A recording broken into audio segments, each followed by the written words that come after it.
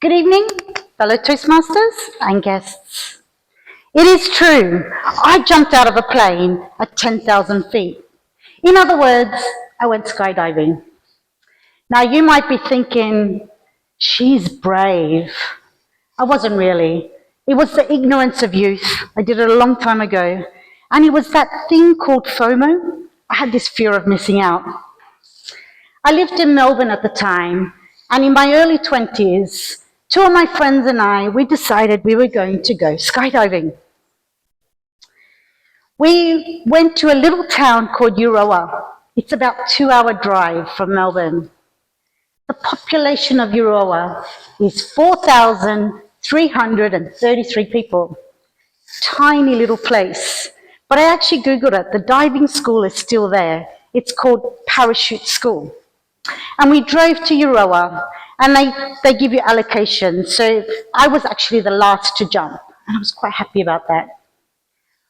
My first friend that jumped, she landed, and she was like, "Whoa, it was amazing, I want to do it again." It's like, wow, that sounds cool. My second friend, she landed, and she didn't look as convinced. And in fact, she was white as a ghost. That worried me a little bit. Now it's my turn. Now these were all tandem jumps, which means you've got your instructor strapped to you. You don't have to think about pulling parachutes, they do it all. But they are literally strapped to you, and you kind of waddle along to the plane, and you get into this little plane. You're thinking plane. It's like one of these single engine, tiny little things. There wasn't even doors on the side, it was just all open. We get into this plane, and we actually take a few instructors with us. And there we are on the runway. Now the runway wasn't asphalt. The runway was a dirt track.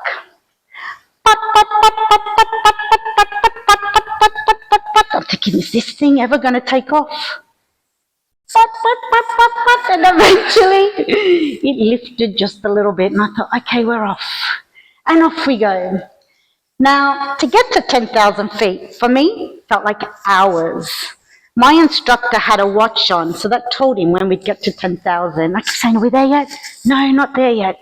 He said, we're at 10,000. It's so loud, because you can imagine there's no door, all the air's coming in. At 10,000, these people that came with us just freestyle jumped out of the plane like crazy, like that. Boom! I'm thinking, they're insane. And my instructor says to me, you ready? I'm so scared. And he's kind of pushing us towards the edge of the aircraft. Now, two things happen now. I'm sitting on the edge of the aircraft, and I look down. I'm actually really scared of heights. Even someone who is an ex-flight attendant, I don't like looking down at heights. The second thing that happened was that I noticed the sheep in the field. The sheep were that small, little grains of rice. I panicked. I just said to him, I don't want to do it. I've changed my mind. I don't want to do it. I don't want to do it. Just take me back down. I don't want to do it. He's like, no, we're going. I'm like, no. He's like, 3, 2, and I'm trying to hold on.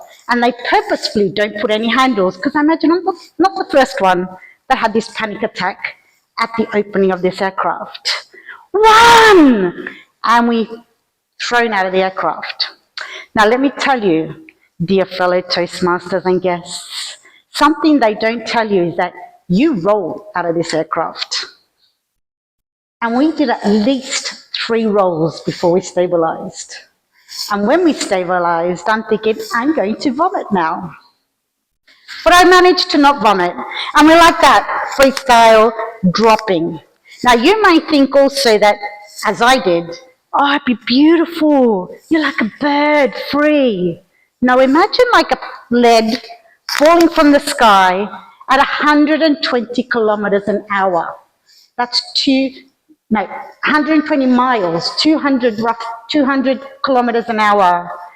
My lips were like that, and my skin was like that, and my teeth were hurting from the cold. And eventually he'll pull the cord, and this is the other thing that you might not know, you slingshot back up. because you've just reduced speed. And now we're just floating around. I thought this is actually quite nice. I was able to enjoy it now. But because my instructor was crazy, he said, do you want to spin? I was like, no, I'm all right. He's like, yeah, let's spin. So he pulls the cord and we start spinning around. He's like, let's go the other way. I was like, no, no, really. And he pulls us the other way and we go the other way. So anyway, we eventually coming back to Earth. And he says, remember what I told you. Stay on your feet, keep moving, keep running, just keep going with it. As soon as my feet touch the ground, you know what happened? Poof! And remember I told you, my instructor strapped to me, so of course he went poof on top of me. And because we didn't keep running with the parachute behind us, we're now like that, the parachute fell on top of us.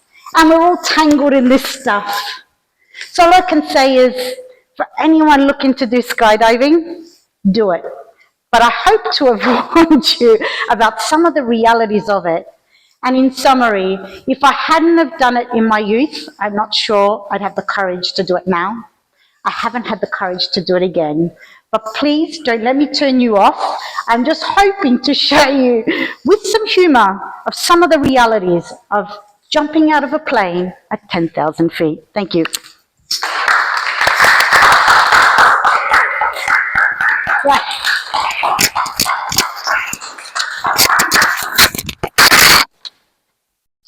I am actually Toastmaster, but I'm just turning it up.